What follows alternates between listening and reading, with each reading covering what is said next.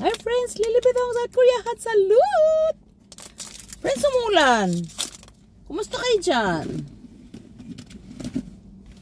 Teka lang, ano-ano ako ng buhok ba? Parang na-inlove ako sa buhok ko. Driving tayo, friends. I-drive ko kayo. Nanood ako ng video ni Alexie. Congratulations, Alexie, ha? Alexie kay Muso Brooks. Congrats, Philippines. Manalo siya, no? Mag-drive muna tayo, ha? May kasalubong. Ano yun? Ayun, doon pala sa kabila. Congrats, Philippines. Ang saya-saya ko naman. Oy, nanalo siya, no? Diba at least nanalo siya, no? Deserve naman niya talaga. Ang galing-galing niya, eh. Galing-galing pa sumagot, no? Parang hindi tayo maganda. Magpalugay nga tayo. Walang kaganda-ganda. Ay, maganda yung book natin, ha? Hindi ko na iharap sa inyo kasi syempre confidential yan. Kain tayo, guys. Kain tayo, friends. Gabi na. Ay, alam yung tao. Bilisan mo naman doon. Walang yung tao na to. Kung hindi ako bulag. May itim pa yung damit niya. Alas 7 na in South Korea. Dapat kanina pa akong umalis, eh. Mga 6:40. Mag-drive mo na ako, ha. Magdaldal lang ako sa inyo. Namiss ko kayo. Ay, shit, may kalaban. Ano yun? Harap ko. Coconut kakang. Harap. Coconut biscuit. Oh, shit. Ano ba ito? Yan ang mga tao na ito. Oh. Hindi ko na makita. Ilaw naman ako, ah. Litsi, lumipad ka, oy. Bahala ka sa buhay mo, eh. Uwi ko yan, eh. Bakit nyo nagpagilid-gilid dyan? Kalang friends, ha? Ay, shit! Ano ba? Ano mga bastos ng mga tao ngayon, ano? Mga bastos. Parating ako, eh. Nasa daan ako, eh. Sa way ako, eh. Didiritso ba naman? Mga bastos. Mag-iingat kayo, friends, ha? Sa mga bastos, ha? Mag-iingat kayo sa mga bastos sa daan. Way ko yun, eh. Bakit ganun kinukuha nila? 7 a.m. na. 7:10 p.m. na pala.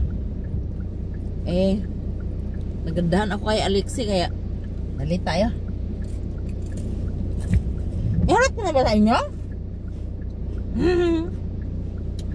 Hello, friend. Lalagyan ng kalkang. Salud. Umaya ko harap kasi confidential nga yung saan ako nag-park, eh. Para malaman, baka malaman nyo saan ako nag-park, eh. Bawal yun. Bawal nga yun, eh. Malay mo. You have to be careful, Lily. Huwag kayo magtawid-tawid, eh. Sus, mga... Ito talaga mga tao, mga bastos. Alam nila parating ako, tawid-tawid ba naman? Ano ba? Nang ano yata kayo, eh. Ano yun? Namimira sa puhum? Namimira sa insurance? Alam mo yun, friends? Yung mga ano, yung mga sagikon. Alam mo yung sagikon? Illegal ba? Illegal. Sagikon. Illegal. Tama ba yun? Alam mo yung ano, yung tipong... Alam mo yun? Mag-iingat kayo. Parang sinasadya nilang tumawid na nandyan ka. Akala nila hindi mo sila nakikita. Parang gusto nilang mabangga sila para magkaroon sila ng pera. Yung ganun. Mga utot nyo. Akala nyo bulag ako. Maraming beses ko na naranasan yan. Marami yan dito sa Korea. Mag-ingat kayo. Sabi ng asawa ko, mag-ingat daw. Lalo na sa parking lot. Yung parang, yung tipong gusto nilang mamatay. Gagamitin ka nila para mamatay sila. Yung ganon. Ang hayop kayo. Hindi kayo magtagumpay sa akin. Di ako bulag. Ano? Malinaw pa yung mata ko kahit nag-camera.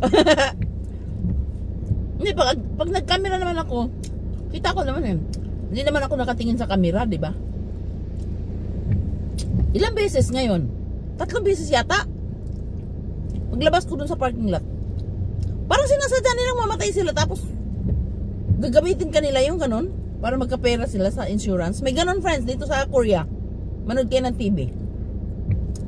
Ay sabi ng asawa ko mag-iingat daw ako kasi maraming ganun ba mga sagikon. Mga sagikon na ginagawa ganun. Sabi ko hindi naman ako bulag ganun. Pero alam mo, minsan kasi, di ba? Pero awan ng Diyos, friends, hindi pa naman ako na-disgrasya ng ganun. Sobrang ingat na ingat ako.